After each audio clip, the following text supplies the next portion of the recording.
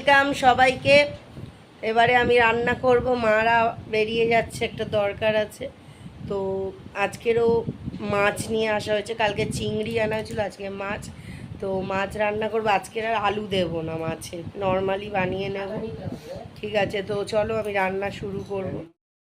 তো এই রান্নাঘরে ঢুকছি, মানে আমি কিন্তু কড়া বসিয়ে দিয়েছি। ঠিক আছে, তো এবার আমি মাছ রান্না করব। এখানে মাছ রয়েছে, এটা দেখাবো কি করে, দেখতে পাচ্ছ কিনা জানি না, যাই হোক এইভাবে তো দেখানো যায় না। তো যখন মাছটা ভাজবো দেখতে পাবে।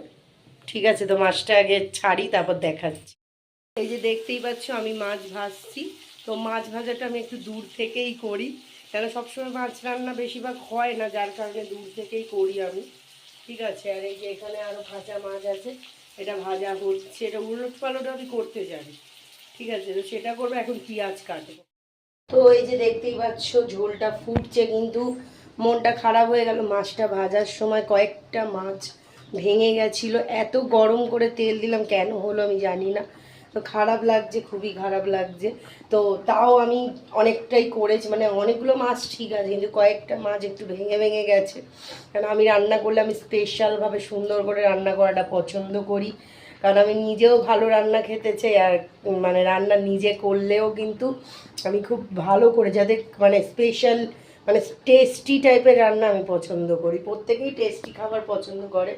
তো এই যে এখন ফুটছে, অনেকটা মেকআপ করে কষ্ট করে রান্নাটা করলাম। এবার ফাইনালি খেয়ে দেখতে হবে কেমন হয়েছে।